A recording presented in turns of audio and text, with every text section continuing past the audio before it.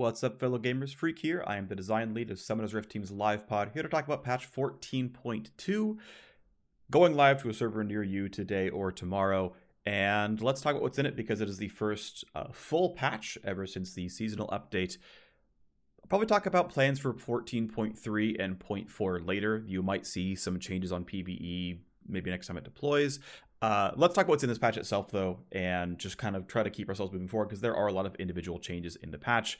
From the patch highlights video or screenshot, whatever, there is a lot going on. Let's try to get through it. And I'll talk about actual gameplay changes coming in. There's stuff about matchmaking and anti-cheat and whatnot. But okay, let's talk about a project that I have been trying to have us do for a long time, and we finally did it, and I am very happy. Yeah, okay. So let's talk about the fact that we are updating the stat shards in League of Legends.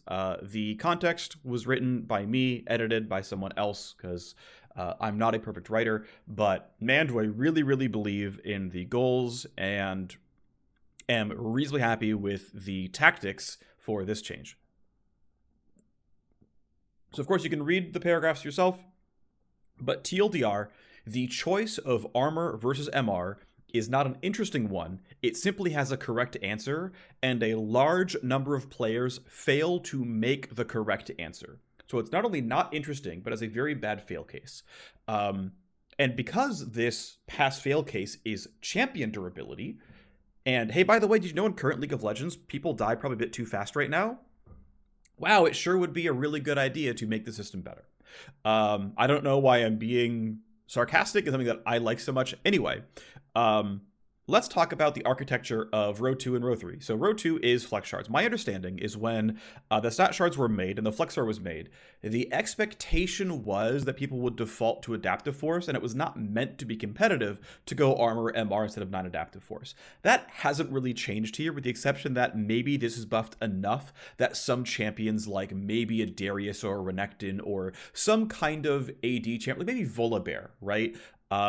Might decide that actually they would rather have the durability output than the damage output. Obviously, the damage being front-loaded is a really big deal. Helps you last hit, especially if you're a jungler. That's a really hard sell to say don't pick the thing that helps you clear the jungle faster. So for certainly a lot of these roles, it's probably not going to change. But partially buffed because we know durability is at a relative low point right now, but also because I would like to make it a little bit more enticing to run the durability option. Overall, again, removing the not interesting but hard fail case of 6 armor or 8 MR, and instead giving a generic durability option that doesn't remove the ability to all-in you at level 1, 2, 3, but instead, right, pushes itself toward late game. I'm worried about dying into late game team fight. There's a Syndra in mid. I'm going to care about her in a team fight. I'm playing top lane or bot or jungle or whatever. And then the alternative is one that honestly, the intended tuning here is meant to be niche. Much like when Boots of Swiftness were the default boots upgrade at one point in like 2018 or something.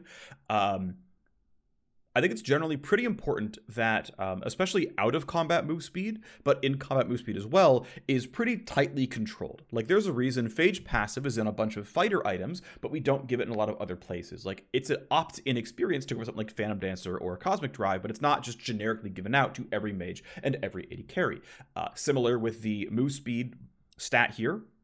Now, what's interesting is I initially pegged my numbers at the old rune system before runes reforged, and back then you could get 1.5% movement speed from your quintessences. You could also, so per quint, right, you could run 3 of those, you get 4.5% move speed, or you could run about 5 ability power per quint equals 15 AP. And so you could basically choose 3% move speed or 10 ability power, and hey, look, here's roughly 10 ability power, and here was roughly 3% move speed. Through an abundance of caution, this rune is nerfed pretty heavily. Though, again, we had a version of League of Legends where you could run this stat at 4.5% at level 1. Regardless, hey, for now, I would rather, in this case, start low. And if it's the optimal rune on Udyr, that makes sense. If it's the optimal rune on Skarner, that makes sense. If it's the optimal rune on maybe Twisted Fate or Anivia or something, where just being in range of your target is the primary skill check, then fine. If Singe loves this, that's totally fine. Now, Singe, to be fair, has still very good AP ratios, especially on his Q, but hey, players will figure out what's good. And again, if this rune has no good users, then we buff it up. If this rune is too much, it can go to 1.5, and that's fine. I'm not terribly concerned about that. I think it's okay. again, goal for this tuning is it should be reasonably valuable and have some users, but I don't want it, and we don't want it to dominate the choice here. And again, if durability eats some more choices here, that's pretty awesome overall. Then, of course, the defensive stat shard options. There were a lot of things we considered here that were shut down pretty early. I was in charge of the project, so I mostly made all the sort of choices here. But one of the big ones was, okay, early versus late is at least an interesting choice, right? It's not a hard fail necessarily to choose early versus late game durability versus Fizz versus Zed, as opposed to like armor, MR, where it's very clear what the right option is. But you have a choice there, and if you guess wrong, the delta in power is less is less, of course, but because it's more interesting, because there's actually some thought behind it, and again, we'll just like tune these to be appropriate. Like, that's fine. Obviously, we know that solo laners will gain more XP than bottom laners, and so the calculus on scaling durability versus flat durability, of course, shifts. Not a good way around that. It is what it is, but in general, hey, instead of it being a math problem, it's a think about the game and make a fairly unquantifiable choice. Okay, great. This is here just because, honestly, we needed something else to fill in. My belief is that it is correct to have 9 total stat shards here and not cut a row down to 2. One of the options was flat health regen, which I was immediately very afraid of because you add that to Doran Shield and Second Wind, and you might just have an automatically unresponsive like 0 interaction lane, so very worried about giving regen at level 1, so didn't choose to do that, though there could have been a world where it was some kind of like scaling percent base health regen. Probably would never be good, but I don't know. There's a world where it would maybe make sense, but I didn't really think about it that much. One of the other possibilities was armor plus MR hybrid or scaling armor plus MR hybrid. To think about that, though, is that's just a math problem of, wait, what's better, 3 armor and 3 MR or 60 health? I don't know, and that just felt like, I don't want to ask you to do a math problem, like in the way that like attack damage versus attack speed or adaptive force with attack speed is at least like a fairly logical, like, what would I rather do, and just most AD carries just pick attack speed and that's fine.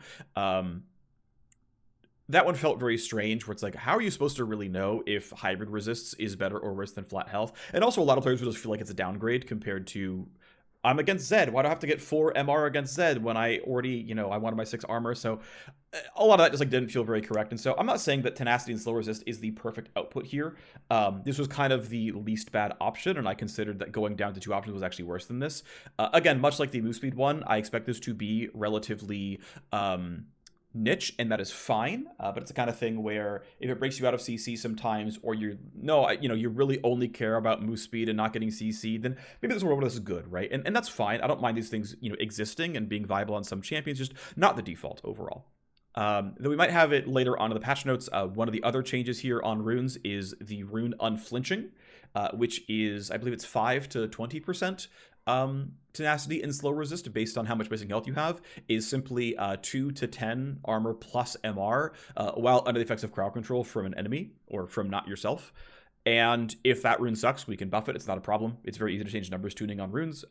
But ultimately saying that, okay, well, we couldn't find a better option, so we're going to put tenacity and slow resist here in row 3, which means we're going to take unflinching and move that out of tenacity and slow resist and give it a different output that is still skewed toward crowd control, that still has that flavor going on, and so some changes there.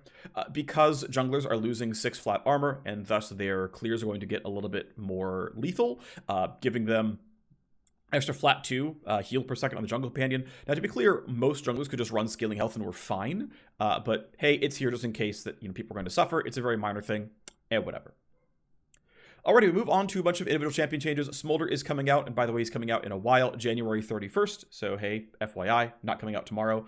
Let's talk about individual champion changes, though. So up first is Ahri. First, I want to talk about a sort of overview here, which is a small update on my thinking on time to kill. If you watched the video I put out last week, it was very meandering. I should really script myself better on videos that don't have very obvious touch points. That's my bad for having a really rambling video.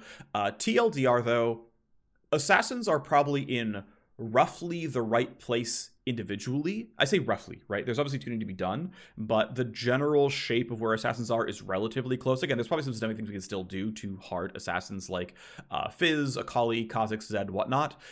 But there's a mid group of what I'm going to call mage skirmishers. And these are champions like Cassiopeia, Rise, and Ahri, where they actually liked, and even to a certain degree Gragas, because I think Gragas shouldn't be a full burst mage, where they're certainly damage-focused champions. Their primary output is damage, but because they're melee, or they have some kind of resetting mechanic, or they have very short cooldowns, they actually want to play a sustained fight. And those are the champions that, even though the players didn't want to buy health on Shadowflame or buy health on Seraphs, actually their champions wanted the health. Like, Ahri heals herself mid-combat and has a resetting R and relatively short cooldowns on spells like W. And guess what? Ahri actually wants durability as part of her core combat pattern. That is how her champion actually functions. Sylas, of course, another champion like this where he wants core durability. And so the stat line of Everfrost, or the stat line of Night Harvester, and the fact that Old Shadowflame had health on it, were actually things that helped him have a non-assassin, or not entirely assassin, combat pattern. We need to work to make sure these things come back. This might be ensuring there are some solid mid-sized item slot 2 AP health items. This could be buffing Rod of Ages enough that a lot of these champions are like, oh, I'm playing Sylas. Rod of Ages is correct for me because I clearly want health some, and the damage loss compared to Ludens or something is not that large, but the health gain is meaningful that I will switch over.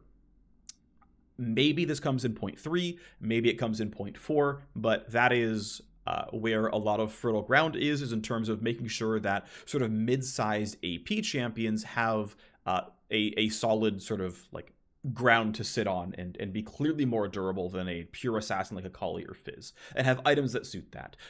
Again, it is fairly hard for mage players to think they actually want the health on Shadowflame, but I think we can get there. I think we can find ways to do it, and so that's going to be the hope here, right?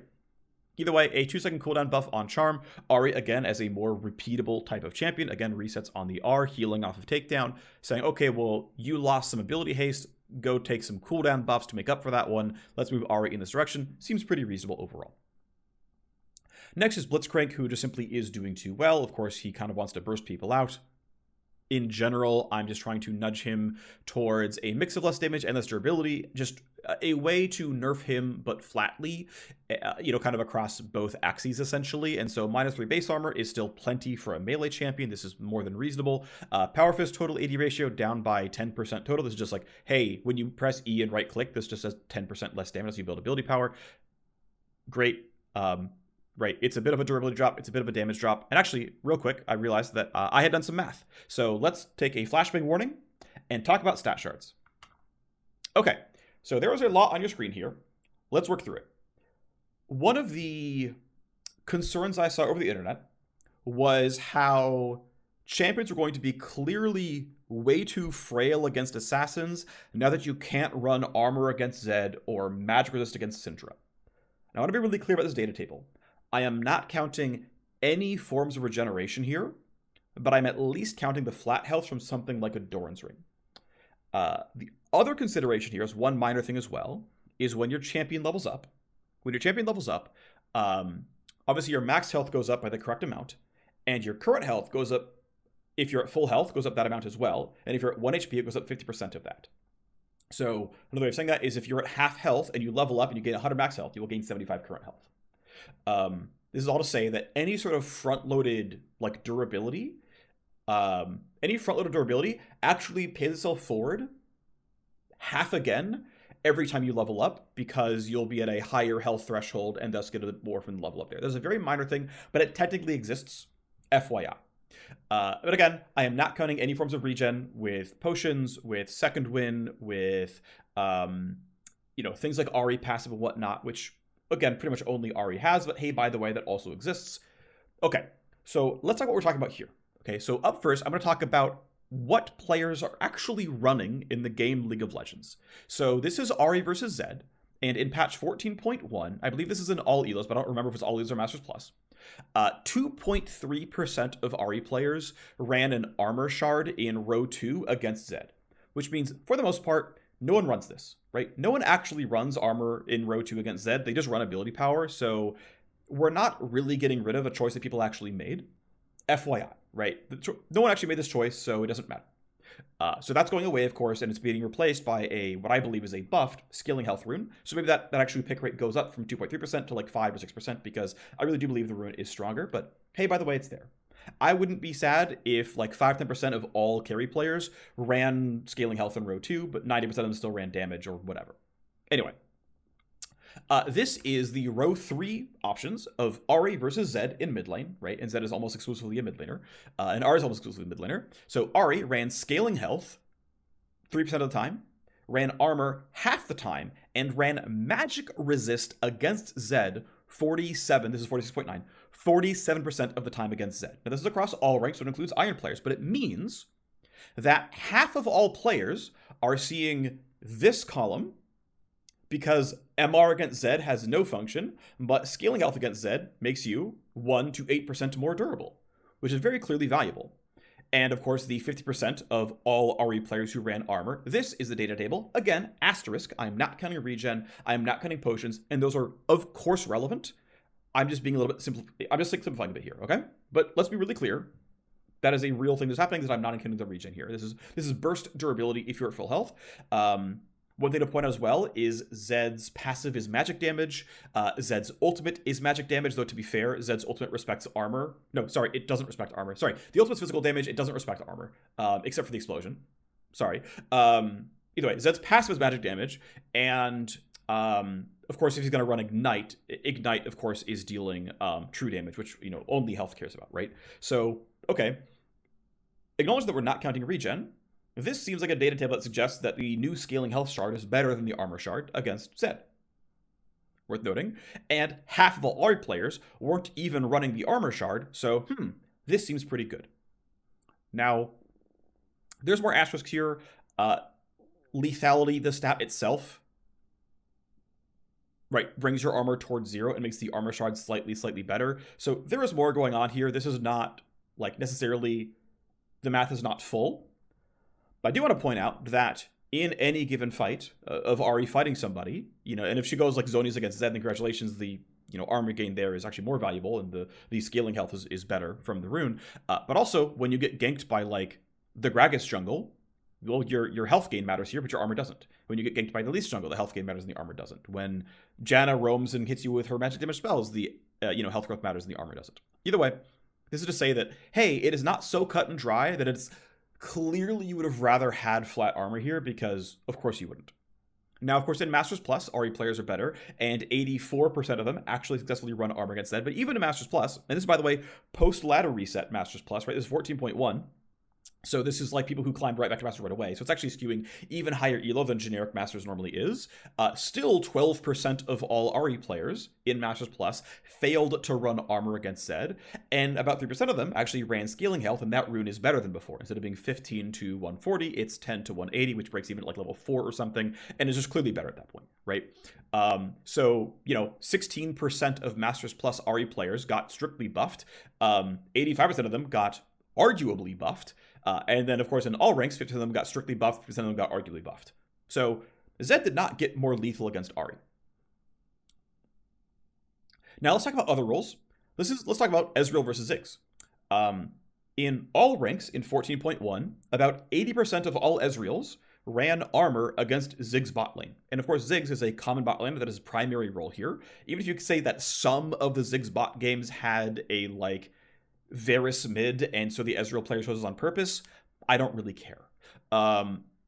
This is clearly a problem. We go to Masters Plus Ezreal versus Ziggs, and it's still 60% of Masters Plus Ezreals ran armor, and only 40% of them ran magic resist against Ziggs. Guess what?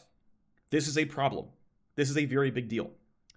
Let's also talk about the damage profiles of the 4 most picked supports in League of Legends. They are Lux, Nautilus, Thresh, Blitzcrank. Not in that order quite. I think Thresh is here. Thresh is 4th. But 90% of Lux's damage is magic damage. 62% of Nautilus' damage is magic damage. 60% of Blitzcrank's damage is magic damage. And 79% of Thresh's damage is magic damage. And, of course, some of this also is true damage as well. So an even smaller portion of the rest of this factor is physical damage. Which means if you're playing any AD carry, whether you're playing against a mage bot lane or not, most supports you run against are also primary magic damage. Now, the 5th most big support is Senna. Guess what? She's physical heavy. Duh. But guess what? When you're playing any given bot lane, you're not only fighting the AD carry or the mage, you're also fighting the support, which, by the way, the most common supports are primarily magic damage. So if we pretend Ahri's base stats are Draven's base stats, which are actually relatively close, and you're like, Well, it does this against Lucian, it does this against almost every support, and also a decent portion of the bot lane is against. Also, most players, even at Master Plus, fail to run MR against Ziggs. Hey, guess what? Really, really, really, really, really big durability gain here. I think this will have a very meaningful change in overall game durability, because one more thing I want to bring up is, again, you are not just playing against your lane opponent, you're also playing against someone else in a different role. Most team comps are not mono damage type. Which means that invariably, even if you do run your runes appropriately, and you're against like Ashe Senna in bot lane, and you're running armor appropriately, that mid laner is probably still Syndra, and your 6 armor gain is not going to help you against her when she QEs you. Is all to say that this stat shard change, I think, is a huge buff to durability overall in the game, to the tune of, if everyone is, you know, roughly 5% more durable, that's pretty meaningful, right? That's pretty meaningful overall. Okay, some more data here. This is Aatrox versus Rumble. Aatrox is the most picked champion physical damage top laner in the game, and Rumble is a popular magic damage top laner.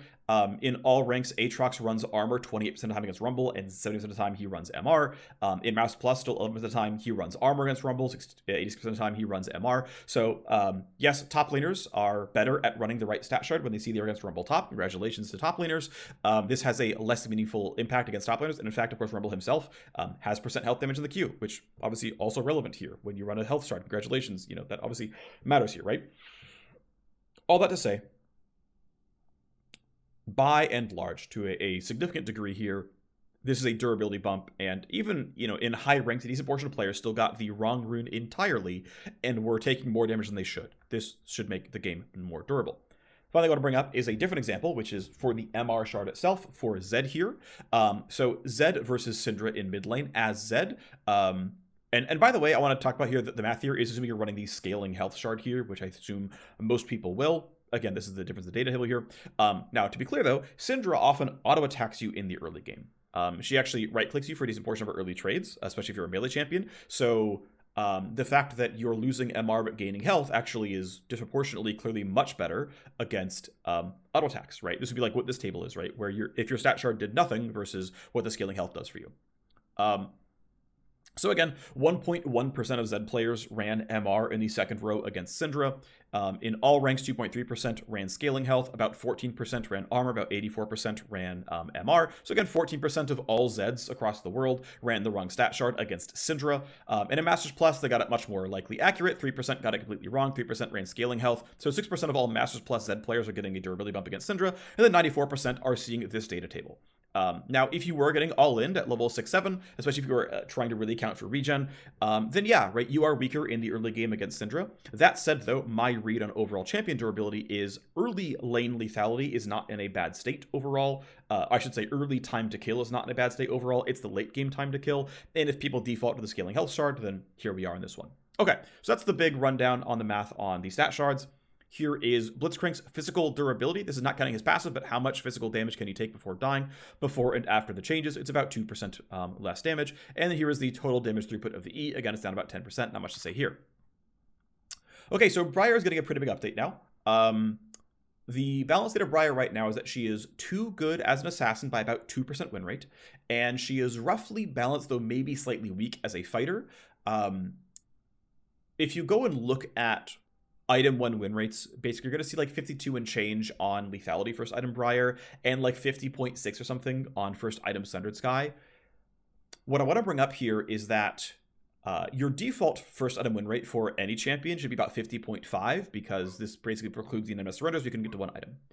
The other thing is, if it's not your most common item, you'll see win rate inflation, because it biases towards players who know the champion enough to feel like they're going to not just follow rec items. That is pretty much a guaranteed, like, measurable impact here. So 50.5 Sundered Sky, second most common item, actually means she's really probably sub 50 on Sundered Sky. And of course, being 52 and change on, you know, Youmu's or Collector, like, she's clearly too good as an assassin, right? So, okay.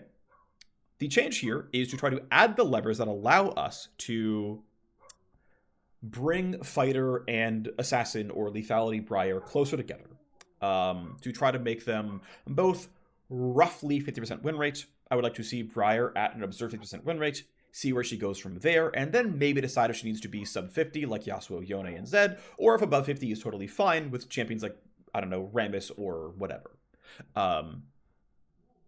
Okay, so basically, it's add some health ratios and lower the value of lethality. So her passive is weaker until you have 200 bonus health, is the math.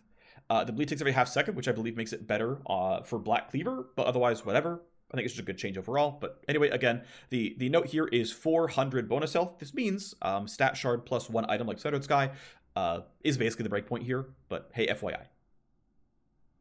Okay. Q is getting converted from physical damage to magic damage. TLDR, the math works out that this is power neutral on a lethality build and power positive on a fighter build. So, of course, again, passive is weaker until one item, or just always weaker if you're using lethality. Head rush is unchanged if you're lethality, or better if you're a fighter. The shred is now armor and MR, not just armor, so that is of course a buff because now she can help her team. And Q applies on hit effects and lifesteal. This basically allows her to be stronger for things like it'll apply your Sheen instantly instead of waiting for an auto attack. This will apply Bork for you. This will apply Tiamat passive for you. Things like that. Overall, the fact that it'll apply lifesteal means that, yeah, again, if you go for a Bork or a Ravhide or something like that, then it'll apply lifesteal for you. This isn't a very, very big deal, but it does help it sort of systemically reinforce fighter type things because fighters often have some on hit effects, whereas lethality champions tend not to. I mean, not that she's going Rav Hydra or Profane Hydra, but like slightly in that world. I mean, this makes it better with Titanic, right? Like Titanic is clearly a much better item on her now because it's going to apply Titanic stuff. Okay, great. And again, it's gonna cycle the Sheen cooldown sooner as well for something like 200 force.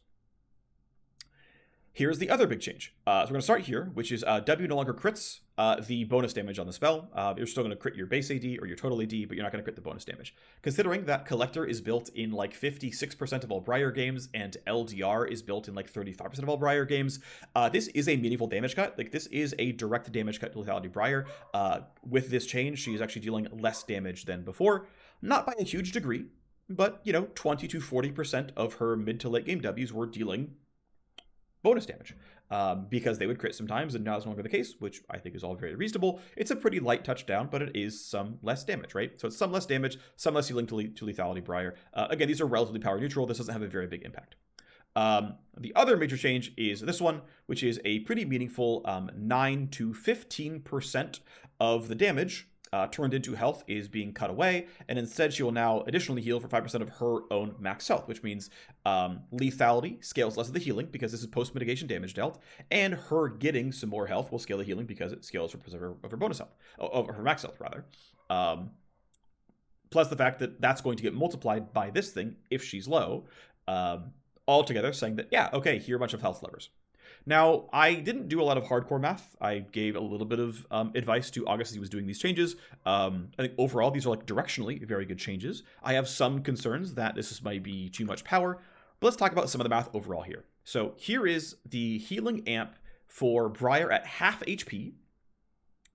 Before after the changes. If you are lethality Briar, it was always 25% if you're at half HP. And now if you're just running the stat shard, this is by the way with the newly buffed stat shard, it is still weaker. The healing amp is just lower, which means the amount that it amps your bleed heal is lower, and the amount that it amps your W heal is lower, as well as the amount that it amps any other form of healing that might exist like Triumph or something. Though I'm pretty sure she runs overheal always now, but hey, if that was a thing. If you're going for a fighter build, I actually have the math a little bit wrong here. I think this is only counting item health, so it actually is better than this because she's always running the stat shard here. This is my mistake for not having the stat shard. I could go and fix the numbers, but it's not that worth it. Just pretend the breakpoint comes in a little bit sooner because it's going to be probably around, you know, maybe here-ish that's going to break even. And again, by the way, like to be clear, like the math here, this is 1,000 bonus health. So with the stat shard, it's going to be 1180, which is like, you know, a bit more than before, but like it's not like 40%, right? But yeah, obviously this is a stronger overall situation to be in. Okay, great. So her healing amp is better come like mid-game, like by the time you're at one item, basically, for Fighter Briar, right? Level 10 plus Shattered Sky is 400 bonus health. That is the math, and that is right around, you know, here, right? So, okay, great. Now, what about the actual, like, tooltip healing of the W? Now, the way I did the math here was I said, okay, you are hitting a 50% health reasonably squishy target. Like, their max HP at level 18 is going to be like 2,300. Now, many champs might have more health than this, and many Briar W activations will have less than half health remaining on the primary target. But because the health here does not scale how injured the target is, only this part does, and this part went down. This scales drastically based on whom you're hitting. Are you hitting a 4,000 health Ornn? Well, guess what? It's very different.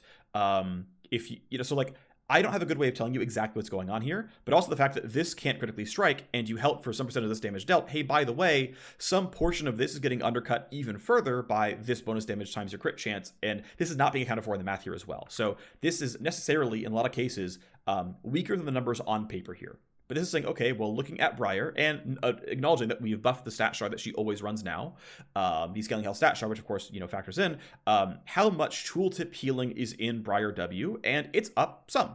Now, again, this is a, you know, someone with 300, 500, 1100 missing health, and you never crit on the W. So I'm undercounting the numbers a little bit here, but this is the math.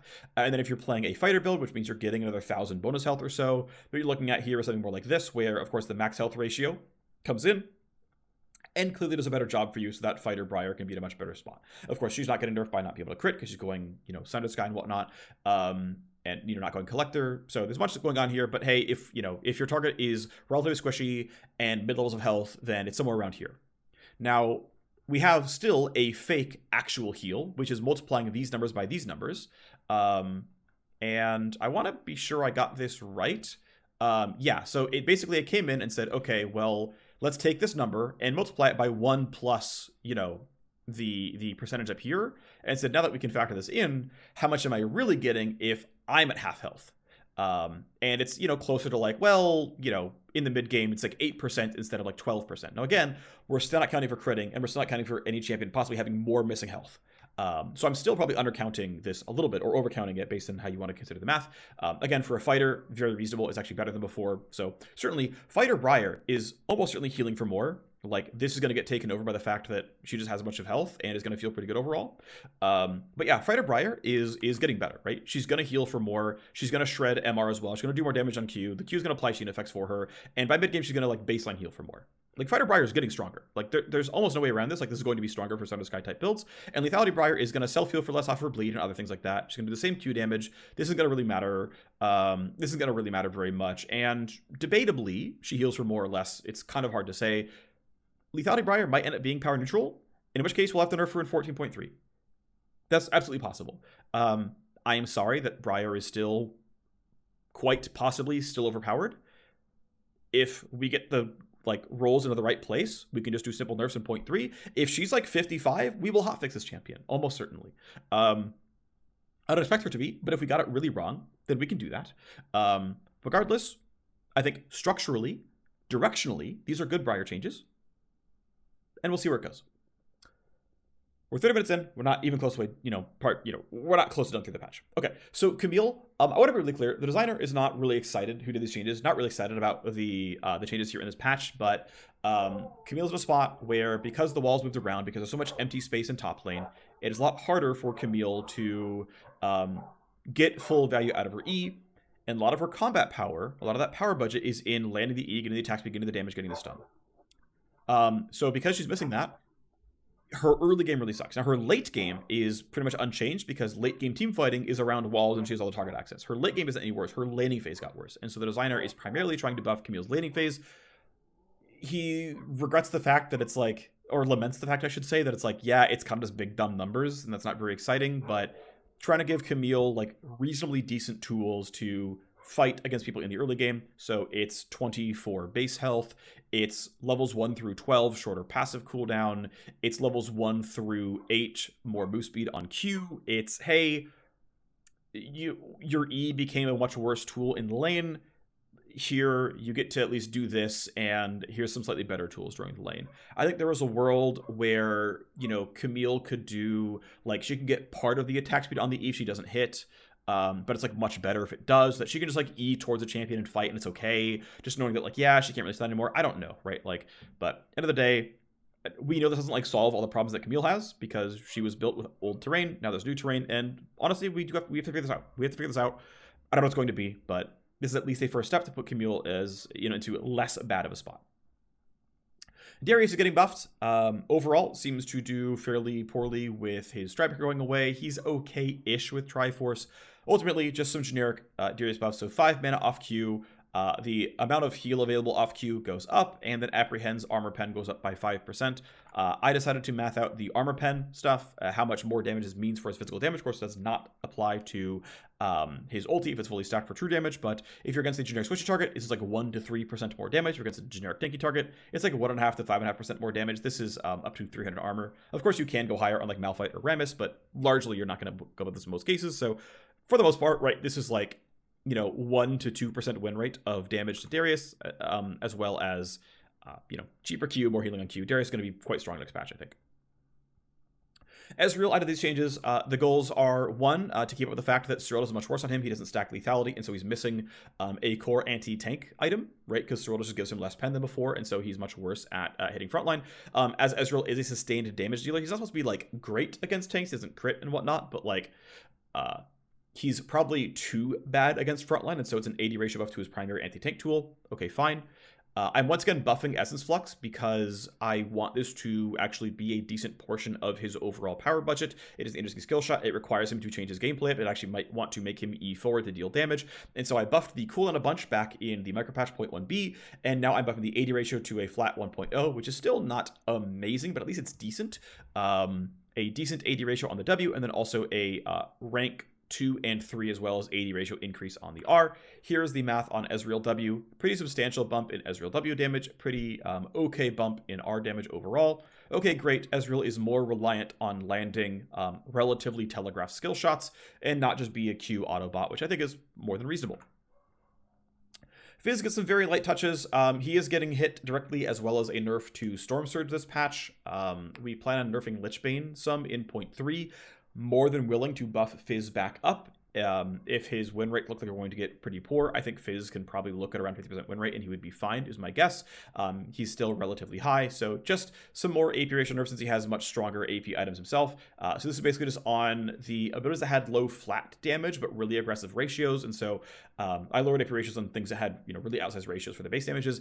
That said, there's a world where we actually want to make sure Fizz has really good scaling in his anti-tank outputs. Like if you put it on the subsequent W autos and the W dot, this allows you to say actually a lot of Fizz's power is in his ability to stay on someone for 5 seconds, and so some of his power can be that he can very slowly wear down or instead of it being impossible to do so. And not that we would turn Fizz into a skirmisher, I think he probably should just be an assassin primarily, but there's a world where he looks a little bit more like Master Yi and he gets to scale some, long-term damage. There's logic to it, I suppose. Again, I'm not saying this is actually what should really happen, but light damage nerfs to Fizz overall. Next change is to Garen. Garen is actually in a world right now where he's kind of a scaling pick, and I don't think that's actually correct for him, so trying to flatten out his win rate curve. Additionally, trying to make his skills a little bit easier to learn, so just making the duration on W have less of an aggressive timing constraint, as well as just make the duration more learnable for him and his lane opponents. Additionally, trying to bump up the 80 ratios on the kit a little bit just to make sure that Conqueror very slightly moves to overtake Phase Rush in terms of power level, because I think it's better if Garen is a Conqueror user as opposed to a Phase Rush user, because Phase Rush makes him more of an assassin and Conqueror lets him play a longer combat pattern where now that Conqueror's fully stacked, his E times out, but he can keep fighting and do kind of stuff here. So this is obviously what's going on here. This is a buff until level 17, which is of course basically just obviously win rate positive for the champion. As far as judgment damage, let's do the math. This is assuming you're going, to be fair, I think this actually is expecting you to go Doran's Blade, which I know is actually not common, so I'm actually overcounting the power here a little bit, except that I'm also not counting Conqueror's stats here, so consider that I'm adding a Doran's Blade fraudulently, but also because of the fact that I'm not including Doran's Blade, it's going to be relatively these numbers. It's going to be close enough that it's fine. And this is the amount of damage that Garen is doing with his E per swing, per spin, as a result of the patch changes. It is a moderate touch to his early game laning phase. Not much to say here, but hey, it's a buff to his early game. And again, W is buffed levels 1 through, or 2 or 3 through 16. Okay, great. Gragas is getting some strict buffs. So Gragas ended up being in a world where so what I saw with Gragas, looking at all ranked data specifically, is Gragas jungle tended to go Night Harvester Shadow Flame, and he actually really wanted that health because he's a melee champion. And he lost that health, and so he lost a lot of power in the jungle. Gragas top tended to go Everfrost, and most players are bad at using item actives. And so when Gragas lost Everfrost and started going Storm Surge instead, people lost health, but they gained an item they could actually use the effect of, and so Gragas top didn't really get downgraded, whereas Gragas jungle did. So we're in a world right now where Gragas top is in a much better state for generic solo queue play than Gragas jungle. It might require some substantial work to get Gragas jungle into the right place. Might require some kit reshapes. But for now, some simple buffs, because Gragas is, I think, meant to be the kind of champion that is baseline kind of durable. I want to talk about champion durability for a little bit here, because there's basically three places, I should say, that champion durability comes from. So one is in ideal build if players actually do it. So Aphelios players actually run overheal, but most other AD carry champions don't. Some people will run shield bow, some people will run Ma. AD fighters are happy to build actual fighter items as long as their kit feels like they work with fighter items. So you look at Xin and Hwei and Aatrox, and they're all happy to build fighter items. And so it can come from, opt-in sources. Durability can come from your base kit, right? This is Hwei passive, this is Xin ultimate, this is Xin the heal passive, this is Gragas W.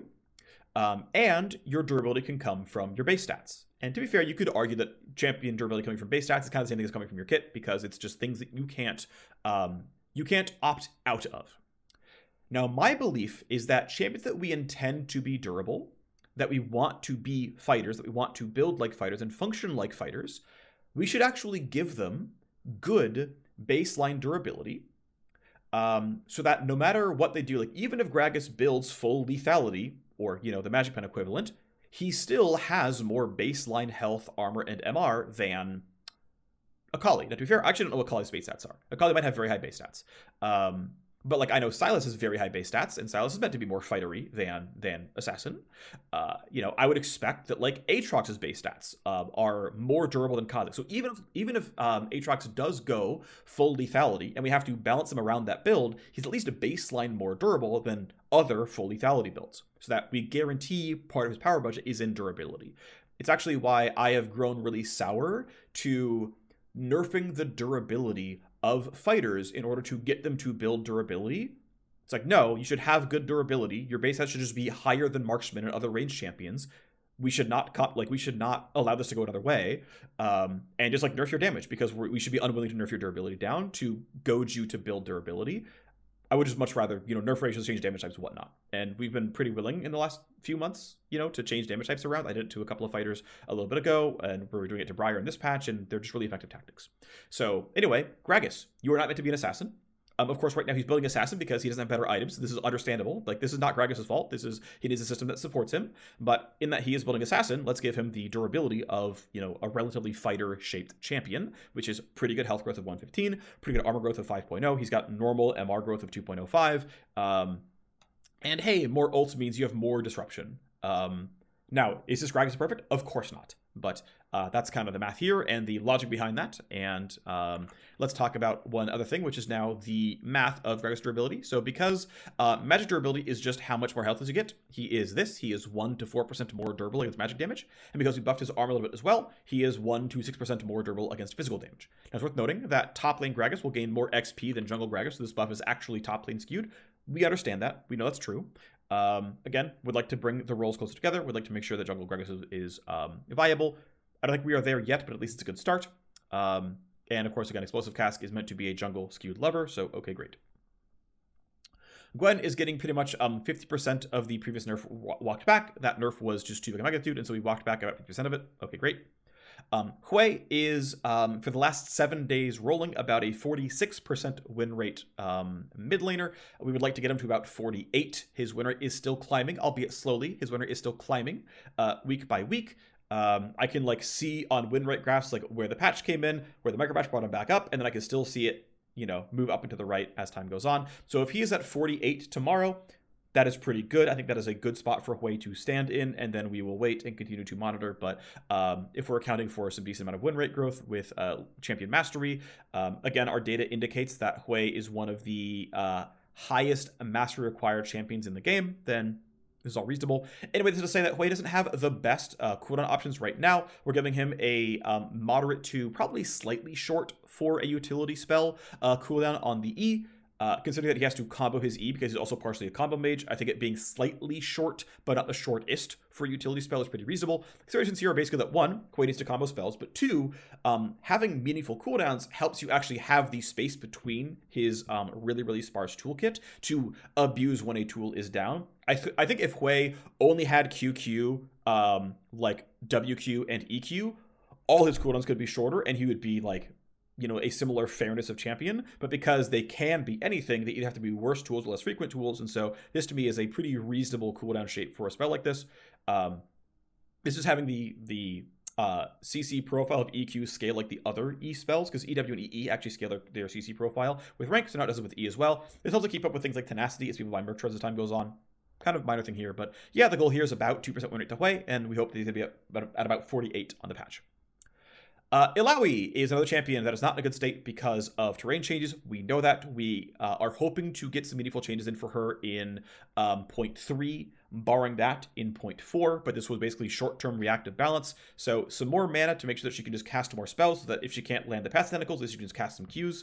That'll help a little bit. Health growth to make sure that she can just be durable. And again, Illaoi is a quintessential juggernaut. To me, the underlying base stat known as durability is tanks and juggernauts are number 1, and then you go down the list of fighters, and then you hit assassins, and then you go into ranged champions. And then, somewhere in here is everyone else. But it's like, Illaoi should probably be top 10% baseline durability in, Champions League of Legends. Actually, it's probably more like 20% because there's a lot of tanks out there, but that whole, she should be in that A tier, S tier baseline durability. So to me, this is more than reasonable.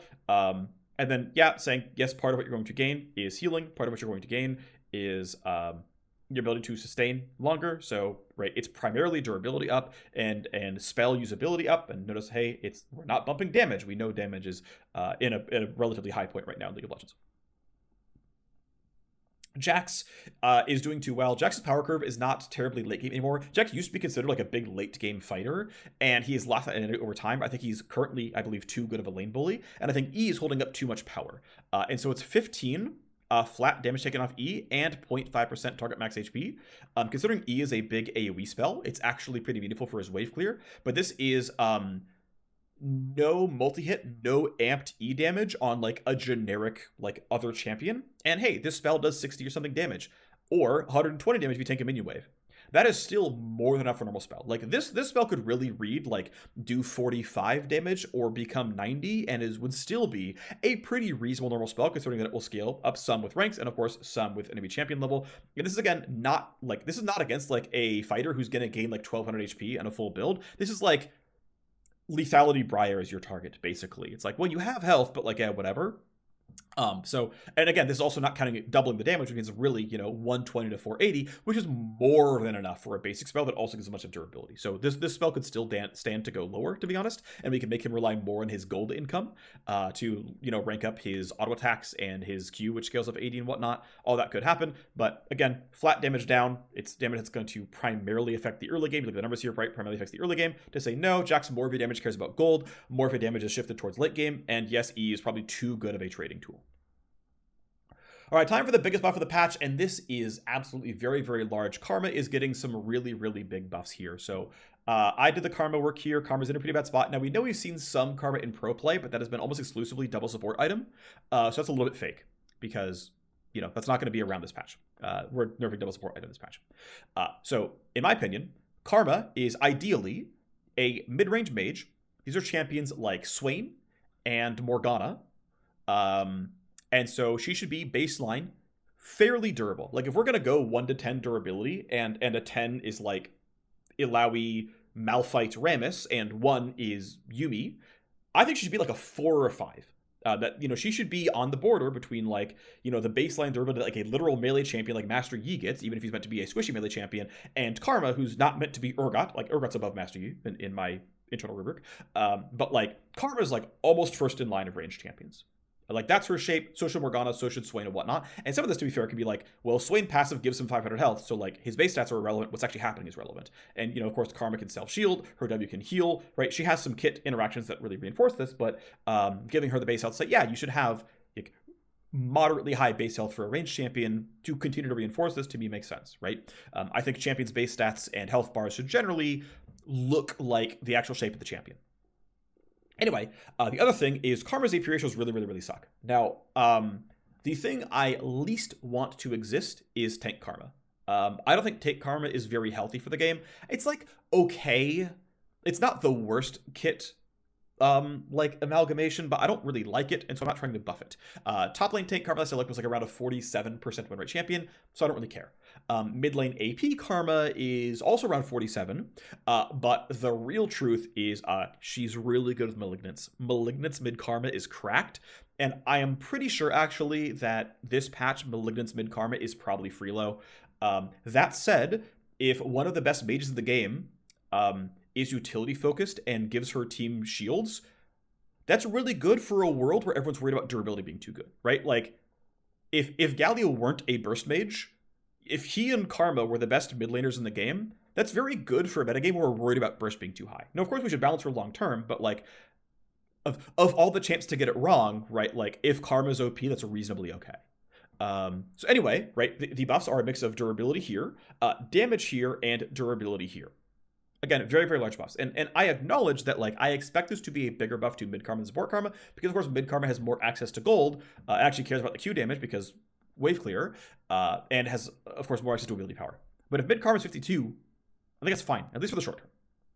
Maybe she got to be like 51 long term, but like I really don't think 52 Karma is like that abusive. There's plenty of 52 win rate mid laners that like people are kind of okay with.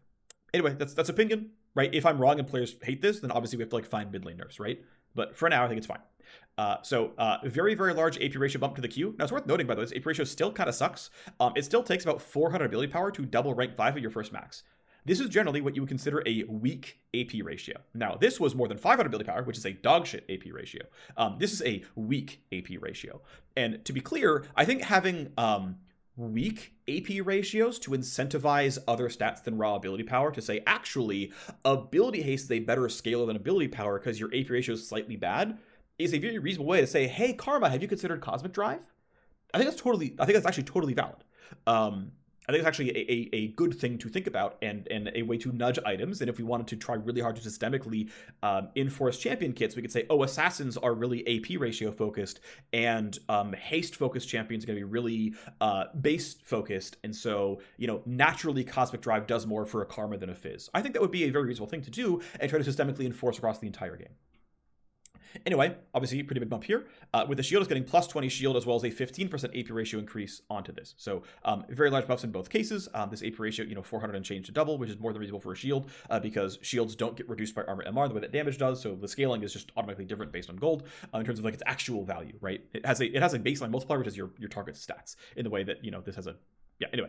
So yeah, it's a big deal. I did do the math here. So this is counting a mid lane. This is like double stat shard, Dorn's ring, Malignant's first item. Like this is assuming you're playing AP Karma. How much damage comes out of baseline Q? 8 to 20.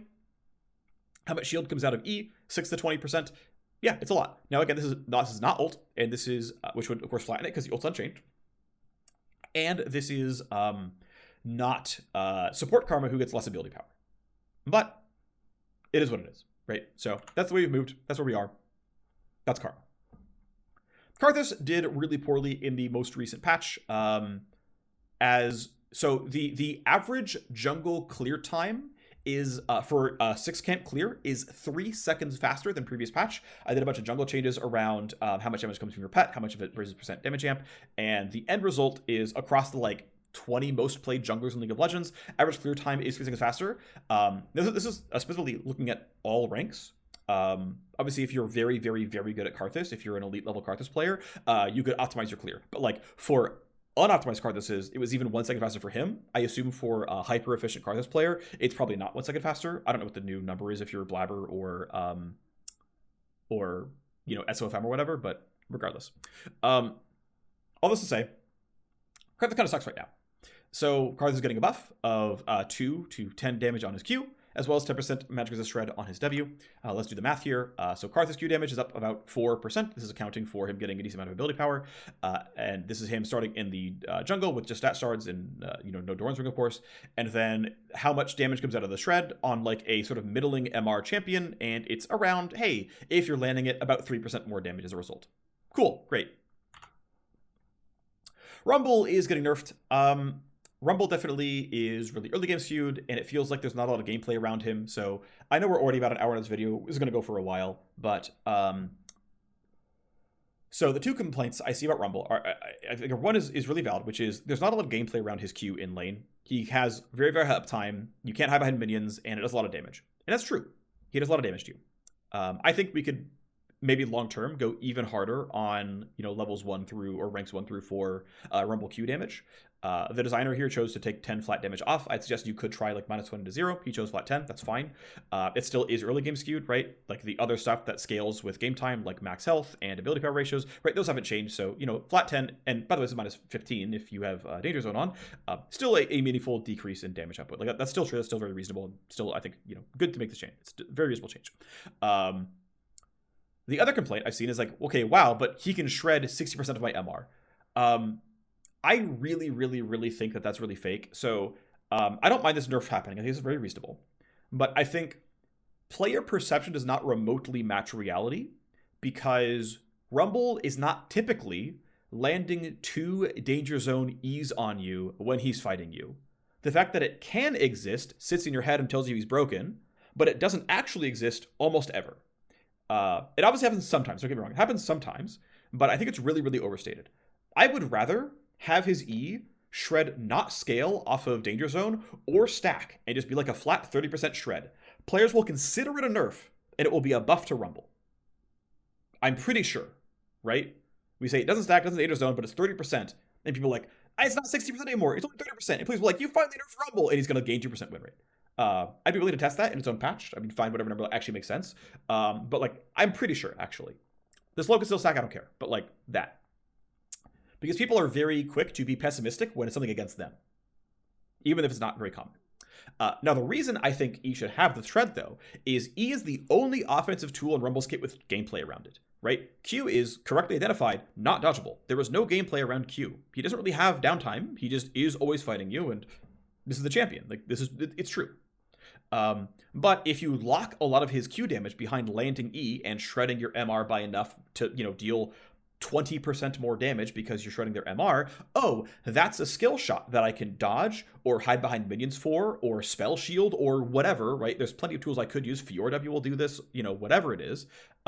If that's what's required to land for Rumble to win the duel against you, there is now gameplay around Rumble. Ooh, he burned one of the E's, time to go. Like that's really meaningful. And in fact, maybe E shouldn't be an ammo system because then it's like when he burns E, you can go instead of, he cast one of his E's, but the second one's still there and it's still going to peel, but there being gameplay on the other offensive button on the kit is actually really, really valuable to allow you to say, okay, here's how we're going to go about this. I'm not sure what the exact answer is, but I do believe very strongly that E needs to carry some weight and create gameplay variance. And again, this could be that like rank 1 needs to be much better. And anyway, all this to say that like, if the more of his power budget is carried by E landing, the more there's gameplay around him dueling you. Regardless, I think these are all very reasonable changes. Here is the math of how much damage Rumble Q does. I forget how much I approximated. I think it's actually the base damage is actually not accounting for AP ratio at all. So it's actually a little bit lesser of a nerf than this. And then this is roughly how much less damage he's doing with like, I think this is either like landing 2 baseline E's or like 1. I think this landing 2 non-danger zone E's is my midpoint for like, roughly how much shred is probably really happening in the real world. And so it's this, right? His Q is doing some % less damage, though again, I'm forgetting AP, so this is a little bit fraudulent. And then here's another damage that you're missing at some points as well. This is clearly win right down. It's early game skewed win right down. In this case, okay, great.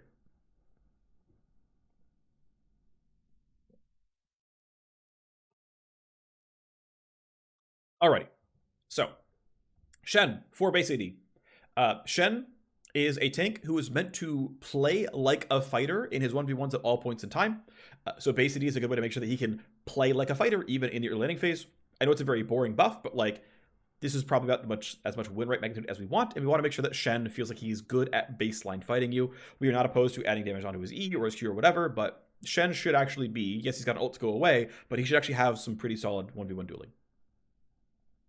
Teemo, AP ratio nerf on his E on hit. This is meant to be somewhat of a jungle skewed nerf, though still hitting top lane Teemo as well. Same with the trap cooldown. Obviously, it's 30/25/20. typo, whatever, it's fine. If we have to go for a jungle-specific mod in the near future, of course we will. That's not going to be a problem, but hey, by the way, that's the logic there. That's all. Twisted Fate, the champ designer behind finishing the Aurelion Soul update, as well as... Oh, who did he release recently? Shoot, I'm blanking. Came out this year, I'm pretty sure. Wow, my brain is not working for me. Who cares? Either way, wanted to make ADTF a real build and not just on hit TF, but allow him to feel good about crit. And so some of this we chatted a bit early on in concepting around things he could try. Some of this were my suggestions that he liked. Some of them were my suggestions that he just never made it to paper. And some of them are just like really freaking cool. I think this guy does a really good job of coming up with things that are cool, that are exciting. So this is a really cute one. When you crit, you roll an extra die, but that one's weighted toward 1 rather than 6. I don't know if there's critical strikes that kill or if you auto attack and crit. Either way, though, it being weighted toward 1 means it's 2 damage per proc, whereas his baseline passive is 4 damage per proc on CS. But I'm actually not sure if this is kills with crits or not. I actually don't know. Regardless, I think this is really cool. It's very, very little power, but it's very exciting. So this is level 1 attack speed is down to create so level 1 attack speed is down to like normal champion attack speed, but keep in mind you can still rank E and get 10% for free, so you're still going to be faster than every other mage in the game.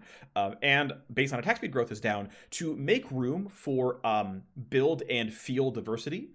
AP TF will still have higher attack speed than most other mages because of rank 1E. That is still going to be true, as well as highest for almost any mage not named as 0 attack speed growth. So he still has better auto attacks than other mages, but this is further differentiated if you move this power into like a ranking up E or the ability to build attack speed items. Again, the ratio is still unchanged. The ratio is still 651.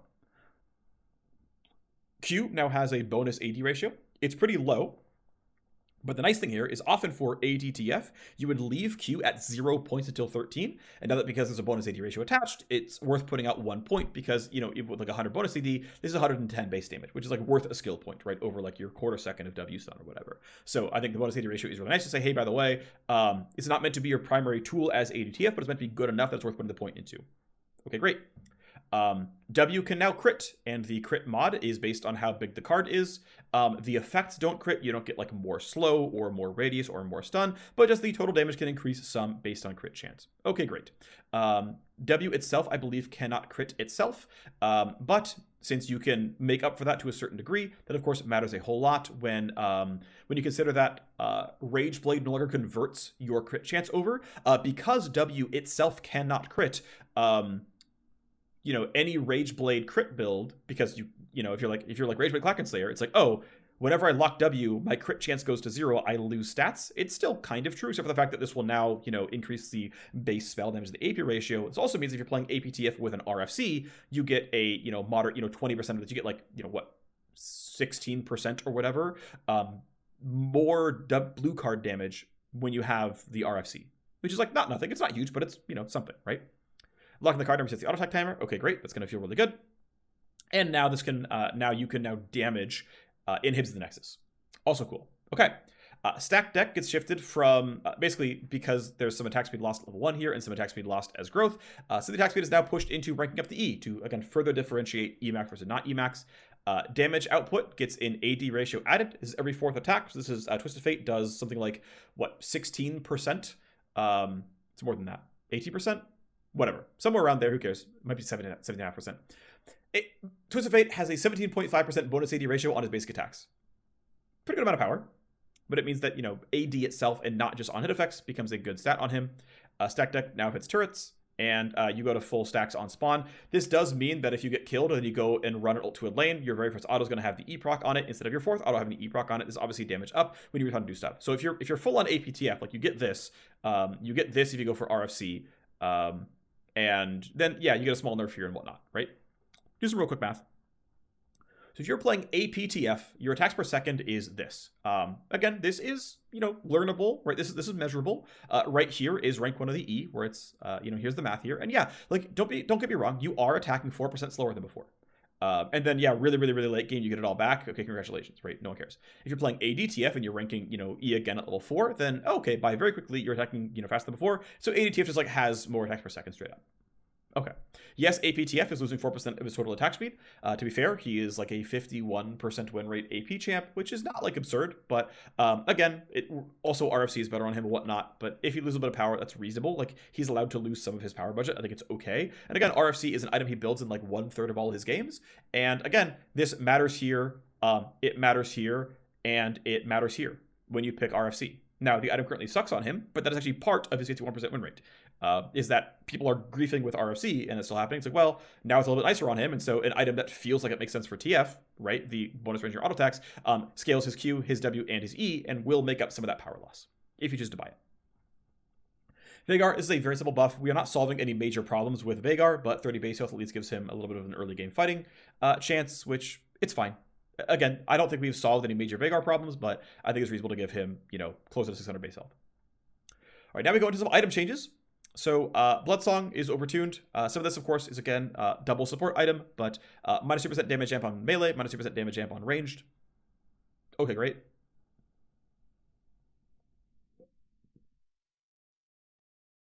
Experimental Hexblade gets a slightly worse build path as Noon Quiver becomes Hearthbound Axe. But 5% of its AS goes from the passive when you ult to just baseline attack speed. So this is arguably a buff, although to be fair, the build path change matters here. I think it is correct to try to keep Noon Quiver only on intended first items. I think Trinity Force could be a Noon Quiver item, and that would be reasonable, for example. Anyway, whatever. A very small change. Frozen Heart, 100 gold more expensive. At this point now, Frozen Heart lost 20 armor for 300 gold in the, compared to 1324. It's not to say that 24 is secretly nerfed, haha, because anytime where you shrink an item at stat efficiency, it is a buff. I said as much in my patch rundown. Anytime where you lose stats at 133% the rate, or 125% the rate, I forget which way you do the math, is less likely to be strongly a buff. Obviously, Frozen Heart is still a very, very cheap armor item. It is very easy to jump into. Everyone is very willing to buy the inexpensive armor item. I still like that it is shaped towards supports. I think that is a good thing. Its output is diffuse towards your teammates. It's not just selfish. Those are all, I think, good things. Regardless, this item may still need to be a little bit weaker. We can nerf it again if it has to. That's okay. Horizon Focus becomes a little bit easier to use. This item may still be weak. Obviously, we want this item to feel like it is very clearly correct and very good on champions like Ziggs and Vel'Koz and Xerath. If we have to build this item more, we will. That is fine. If this ends up being one of the sort of quasi-generic mage haste items, and we have to buff it a little bit more, and we goad more mages into building haste second slot instead of magic pen second slot, I think that's reasonable. But I think, maybe Horizon needs to be buffed a little bit more. I'm not sure. Maybe we have to find a way to make Cosmic Drive exciting to make sure that the tankier haste options feel good about it. The thing is, I think Cosmic is not allowed to be a very, very common item because it has so much move speed on it. So we got to find the right shape. But again, want to make sure that there's a wealth of second item slot items that aren't just burst, which is, right, Storm Surge, Lichbane, things like that. Even arguably Shadow Flame is kind of like that. So in that world, but again, Horizon Focus being good on artillery is, the hope here. Phantom Dancer, just good Zeal back in the build path, not a big deal, but Hearthbound Axe becomes Zeal, Cloak of Agility becomes Rectrix. Okay, great, cool stuff. It builds out of move speed, item becomes move speed item. Great build path. Riftmaker, arguably a little bit overtuned. I don't think by much. I think 100 gold is fine. 100 gold is, by the way, a very, very light touch. It's a very, very small nerf, but I think it's reasonable. So not much more to say here. Steel Sigil was not gold efficient, despite being only dumb stats, so 100 gold cheaper, with the finished items unchanged in total value. Storm Surge, yeah, from what we can tell, still a little bit overtuned after the micro patch, so this is meant to be 10 AP and quite a bit of proc damage down. This will absolutely have the effect of moving a lot of people to switching to other AP items. I still think it is correct if Storm Surge is the obvious ideal item on like Akali and Fizz and whatnot. But if we can get Galio onto other options here, and it's like, oh yeah, the artillery mages are moving on to Horizon Focus, and so they're about repeated poke, not burst, and champions like Galio and Gragas are going to move on to things like Cosmic Drive and be fast with haste and some health instead of upfront bursty. Like, those are all probably very positive changes and very much worth doing and good for the game overall. Again, Storm Surge should absolutely have its core users. We will continue to rebalance the item until it has them. appropriately so, but we want to make sure there's a good wealth of options. Strikebreaker, we buffed it in the micro patch, is still too weak. We are currently trialing some changes. We're going to add the damage back on the active and make it a Tiamat item. Not guaranteed to ship, although it's been testing well so far. But in the meantime, it is a simple change. Basically, we discussed that Strikebreaker still looked kind of weak. By the time we were building this patch, we were past the localization deadline, so we couldn't add new functionality. And so we gave it some very simple buffs. We know this item is pushing the boundaries of stat efficiency very, very hard, but it should have some core users. And what's nice is I can measure the win rate of how Stride is doing now after 14.2, and that helps me as I'm driving the 14.3 Strikebreaker changes. Will let me know, okay, does item have to be even stronger, or can I just kind of trade stats for a better active and kind of go from there? And so we'll see. But again, we're committed to Strikebreaker being a valid item in the fighter space. The support penalty for last-hitting minions is now shared across everyone on your team. There are more rules we could add. We could say that if you last-hit a minion, it cannot go to someone who also has a support item on them. We could say that you can't consume charges in any regard. Like, it won't execute, but you won't get the old spell thief's proc damage if someone's nearby with the item. All kinds of stuff there. Basically, we just aggressively are saying that no, double support item is not okay. We don't want it in any form. And this is one way that's, wasn't very hard to develop, that got, relatively easy to add in, that didn't require massive localization changes. And we will continue to attack this because we are not okay with double support item. I know supports themselves feel very bad about the minion farm rule, where it's like their AD carry died, they took 3 waves, and now they're getting punished. That feels like ass, and I know that. If we have the time, I would love to reconcept the punishments to make it almost impossible for you as a support to be screwed, while still never making it reasonable to poach the item later. Got to figure that out at some point, right? Because, again, we can make the system better, but we have limited manpower, and this is not going to happen right away. We are adjusting bounties somewhat. Basically, whether you're getting bounties from last hitting or bounties from kill streaks, those bounties are reduced if your team is globally behind in gold. The degree that is reduced is increased by 10 percentage points. I believe it kicks in at around, I want to say it's like 3 or 5% less total gold. I forget the exact breakpoint. I remember looking at the script to help the designer with figuring out both how the script works, as well as what numbers made sense here. And we ultimately decided on the lever we already have. And this works, again, for both CS bounties and killstreak bounties. Just overall saying, if your team is behind, we're going to decrease these bounties by even more. So, okay, fine. Less potent bounties when your team is losing. Infernal Drake Cinders are worth twice as much ability haste. Okay, great. And then, as I might have mentioned, I forget if I mentioned, it was over an hour ago in this video, half of our development time on patch 14.2 was before 14.1 ever landed. And so we didn't know how much champs were going to get nerfed by the new season. We didn't know any of this kind of stuff. But we wanted to make a bunch of changes to make the game feel better. And so there's about 60 or so line items of some things that are buffs, some things that are nerfs, some things that are power neutral, some things just to make the champion feel better to play. Let's go through them. So Kayn passive no longer works with Ahri. Obviously a nerf, but just feels wrong. Rost R now heals if the unit dies during his R. Great change. Taric E now ghosts him and the target of his W while it's during the cast animation, so you don't get blocked with minions, you can land your E. That's going to be very big off the Taric. Taric's going to look really good this patch, I'm pretty sure. Rammus no longer interrupts his auto attack animation when his W ends. When his W starts, it interrupts his auto attack. As a Rammus player, that's probably not changing here, but when the ends, it's not under his control, so it makes a very good change there. Kled Q now snaps at 1.75, so much more reliable. Kled Q2 is a very nice buff. Evelynn tracks enemy health bars more frequently to say when they want to get the special treatment of my R is going to ult threshold you. Jace E rescripted to basically not lock in where the champion is going or what direction they're moving when the spell starts casting. So if you flash behind him, you'll get knocked that direction, things like that. I know I remember talking with a designer who was doing this work. There's a lot of ways this could have been done. I believe his implementation here lets Jace do insects. I believe he can do an E-Flash. I don't know if he chose to lock out Jace Flash or not. Honestly, regardless, it's like once the hammer connects, it will go that direction, and that's just going to be good. Evelynn W. This is actually kind of a funny one. So Evelynn W can no longer target small monsters.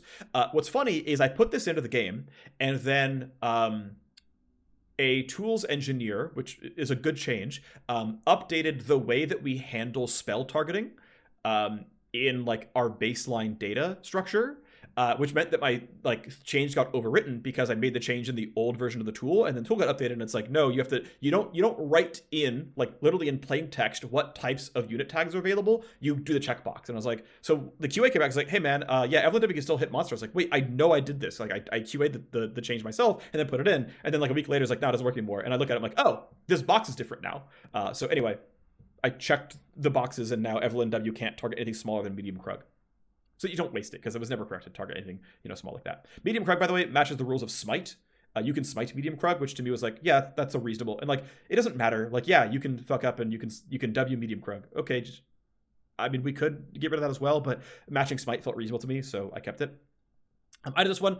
Heimer's Q and RQ turrets now ask every 1 second. They pull every 1 second while they are alive to get a new stat update, which means if you level up, your turrets gain health, they gain armor, they gain MR, and they gain damage every time you rank up Q. This means that if you, got your 12-stat Conqueror, then summoned Q, by the way, most of the turret damage is actually in the AP ratio, and that no longer gets snapshotted. But, yes, this is a better change overall for the game. This means you keep your turrets alive, and you level up, and you hit level 3, they gain the durability, you get to give them more damage on the Q when you rank it up, all that kind of stuff. Valuable stuff here. Teemo's adaptive force is now ability power. This is probably just primarily a jungle buff. Of course, you could do a Doran's Shield or Corrupting Potion start in top lane. You didn't tend to. But it now means that Jungle Teemo starts with ability power from his shards, which is probably going to be really, really powerful. And I'll be honest, we probably have to nerf Jungle Teemo, but we'll do that next match if we have to. I did this one. Yorick's in-game runes replace Glacial with First Strike and Aftershock with Grasp because... yeah, he doesn't have baseline hard CC on his kit. I actually looked at what percentage of Yorick players ran either of these runes, and it was 0.06%. So I included this for flavor. You're welcome. 0.06% of Yorick players are getting their runes replaced. All right. Gragas W now applies to structures, including turrets at 50% of normal damage. As a rules clarification, if you hit a structure, it will splash around it. If you hit a minion, it will splash the structure itself. I will note this is very front-loaded, especially towards top Gragas. I mentioned earlier that top Gragas is going to look better than jungle Gragas. That is especially true here. Yeah, top Gragas is probably going to look really, really, really, really nice. The percent max health damage counts the turret's max health. This is not a small amount of damage coming out of Gragas W. If it's too much, I'm sorry. If we need to make it not count the max health, okay. But anyway, that's the change. Cannon will respawn with W fully stacked. Or an R can no longer screw up by targeting an ally's little portrait or the minimap. Or in buff. Cho'Gath R now grants cast range per stack. It's a very small amount. Now, to be clear, Cho'Gath R cast range is 175 edge of his model to edge of enemy's model, and edge to edge is how auto attacks calculate their attack range. So not really any different there. But because his basic attack range could actually be increased to eventually 200, I thought it was reasonable if Cho'Gath R could also eventually increase to 200, and so I added some cast range stacking on stacks. Now it's worth noting actually that under the hood you can script bonus attack range very easily.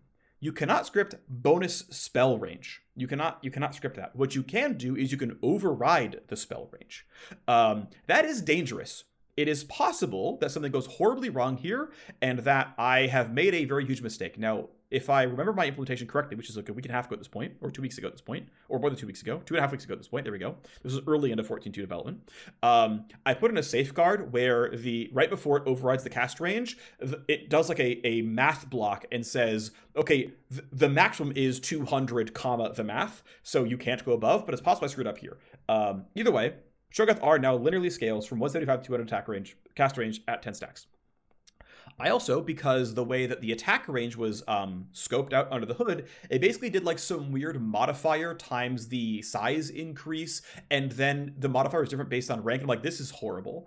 And so I instead said, you know what, let's do it the right way. Let's just like bespoke define the range increase per rank and just define it very cleanly. You still cannot get more than 175 bonus attack range or whatever it is to get 200 max. That's unchanged. The cap is unchanged. You'll hit the cap a little bit sooner. If you're under 10 or whatever stacks, you're gonna get a bit more, right? 416 becomes 47. This is so trivial you will never notice it, but I basically rounded the numbers up and defined them in a very bespoke way so that if we wanted to go back and say, actually, we want to give Cho'Gath more attack range per stack in the early game, it's trivial, right? So we can do that. If we want to, you know, make the R cast range scale with rank instead for some stupid reason, we could do that instead. The R tooltip now displays the range increases if you hold shift. I believe it's also in the level up tooltip here. So your level up tooltip will tell you that you're going to gain more attack range per stack. And again, if you hold shift, you can see what those bonus ranges are. So hey, clarity, information. Fizz W applies to structures, both the active damage and the dot. The dot working on turrets is probably kind of troll. We could get rid of that, but hey, by the way, it's there. Jax W and R now apply to structures. This is a pretty big deal. The fact that your W will now consume itself means you can recast it and get more Sheen procs. The fact that you will cycle through your R attacks is also pretty meaningful here. This is definitely a meaningful amount of power. Where you nerfed Jax E earlier. Here's this change here. I don't mind nerfing Jax some more if there's too much power. My recollection, though, has been when we've made these abilities work on turrets, it's been very, very little actual champion power. But it's a lot of satisfaction and feels, but not a lot of winning. Of course, if when it goes up, we can just nerf him. Right? Totally fine. Lulu's E moves faster when it's far away from its target, so you can't, like, lose track. Great. Vayne Q autos now work like all other empowered autos, which means they are uncancelable. So yes, if you Q and right click a minion, sorry, you're locked into that one. There is a way to say it's only uncancelable when targeting champions. I did not want the inconsistency because no other abilities work this way. It works like Trundle Q, it works like Aatrox passive, all those things. You can't cancel it. That's how it works. I think that's reasonable. Honestly, this has been positive as far as I'm concerned. I think this is a upgrade for the champion. Kog'Maw has a low duration auto attack range buff, and so he will, during his W, get a ring to the range indicator.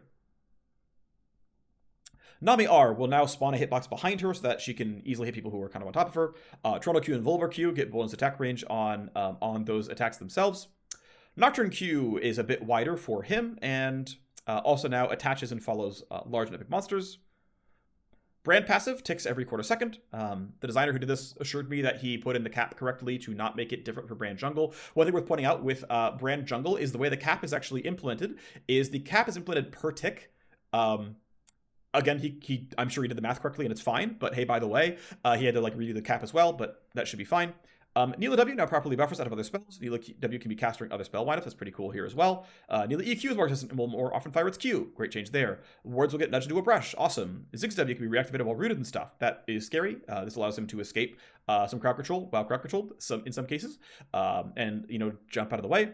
Swain passive, now tracked in the tooltip and icon. Awesome stuff. Poppy Buckler will bounce if the target died while mid-air. Great change. Akali passive no longer kind of griefs you if you were autoing at the very, very end of the buff. Great. Shaco Clone will now attack the nearest visible enemy champion when Shaco himself is dead. Awesome, because yeah, otherwise it was hard to control it. So some AI updates there, which is great. Shaco Clone will now cast fake W if he's near Shaco himself. That's really cool. That's really great. Because yeah, if they're close together, then he's like, I put a fake box. Great changes. He will also stop to cast fake E if he's within cast range of his target. This also fires a fake missile. That is incredible. That is really cool. I actually hadn't read this patch note before. That's actually really awesome. Scryer's Bloom no longer has a long duration on pets. T-Mat Revenus Hydra actives now scale with auto attack speed so that they don't lock you in place for as long. They don't lock you as long as the attack itself. The momentum items no longer lose stacks when hitting traps and plants, which is a great change. And great, a bunch of champions didn't have cooldowns on their passive. So yeah, a bunch of big changes here. I'm not going to spend time with the TLDR. Thanks for watching. Appreciate you all very, very much. I know there are still balance outliers. I know we still have to get burst under control. We'll have more coming in 14.3, but this is our first, like, not even really full-size patch, but we know there's still more work to do, and we'll keep doing that work. Thanks for watching, everyone. See you next time. Bye-bye.